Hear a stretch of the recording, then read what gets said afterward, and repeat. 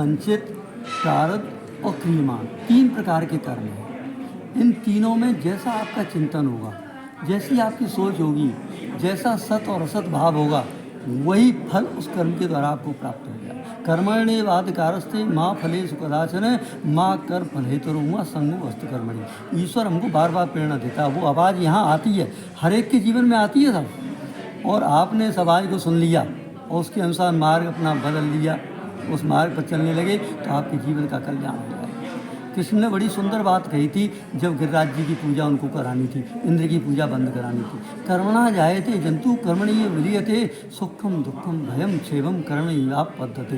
कर्म के अनुसार जीव आता है, कर्म के अनुसार जीव जाता है। सुख दुख राग द्वेष उसे सभी अपने कर्मानुसार प्राप्त होता है। कर्म प्रधान विश्व कर राखा, जो जस करे सो तस फल साका। सती को बहुत समझाया शिव ने, नहीं मानी।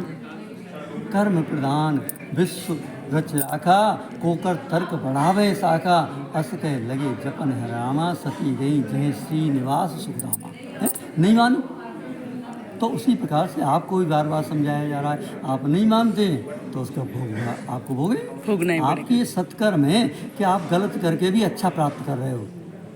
ये कोई आपका वो नहीं है, ये आपके कर्मों का प्रभाव है। वो सत्कर्म का भोग भोग रहे हैं, और जिस दिन असत्कर्म का दुष्कर्म का भोग करोगे तो आप रोगे माथा पकड़ करके। अब हम कहते हैं मुसलमान हैं आपके उसमें आतंकवादी। भाई 3 व्यक्ति पहले भी थे, देव दानव और मनुष्य। और देव दानव मनुष्य आज भी हैं।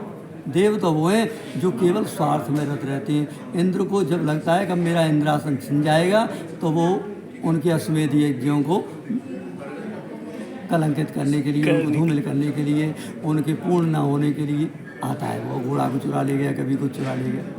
इंद्र का इतना काम है कि मेरा इंद्रासन बचा रहे। और दानवों का ये काम है कि पूजा पाठ वगैरह सब बंद हो जाए। और ये गुट में आते हैं सब, ये अकेला नहीं आएगा। हो ग्रुप के साथ आते हैं दानव। राम और लक्ष्मण जब वनवास कर रहे थे तो वहाँ भी गुट में आए थे, तो सुझाव के साथ एकदम।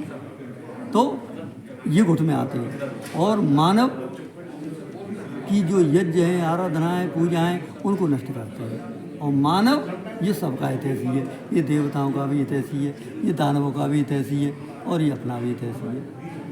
बराबर है, ये सबका कल्याण चाहता है। इसीलिए तो इसके अंदर सर्वे भवन सुखने की कामना है। सर्वे भवन सुखने, सर्वे सन्तु निरामया, सर्वे भद्राणि पश्यन्तु मा कश्चित् दुःखभाग्। ये न देवताओं के अंदर है, ये दानवों के अंदर है। अब ये दानव कैसे, ये शंकर के विशेष उपासक हैं। आप देखेंगे जो रोजा वगैरह रखते हैं ना, तो बिना चंद्रमा को देखे इनका रोजा नहीं खुलता। आप शंकर जी की पूजा करते हो, महाशिवरात्रि का व्रत करते हो, लेकिन आप कौन सा व्रत रख रहे हो भाई? हमारे शंकर जी के जितने भी व्रत हैं वो तो रात्रि के व्रत हैं। आप तो दिन में जल चढ़ो के नहीं और विरक्त हो जाते हो। अच्छा। खाना पीना खा लेते हो। रात्रि में होती है पूजा। अगर 8 पहर की पूजा करो, 4 दिन के पहर, 4 रात्रि के पहर। ये बात सही है।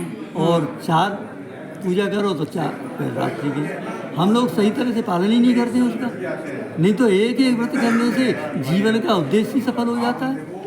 सत्यनारायण व्रत की कथा कराने से क्या लाभ मिलेगा जब हम सत्य का आचरण अपने जीवन में नहीं करें तो? अरे बाप रे, कितनी बड़ी बात कही थी। सत्यनारायण कथा करा लीजिए, उसके बाद कभी जीवन में विषम परिस्थितियों में भी आप असत्य मत बोलिए, तो वो सत्य व्रत आपके जीवन में फलीभूत हो जाए। फर्क कितना है? बहुत जरूरी, बहुत सुंदर बताया गुरुजी, धन्यवाद। सुखी मीन जय नीर अगाधा, जिम हर शरण न एक उबादा। सबसे बड़ा आनंद और सुख शांति परमात्मा के चरणों में मिलती है, और कहीं मिलती नहीं है। एकदम सुंदर बताया था।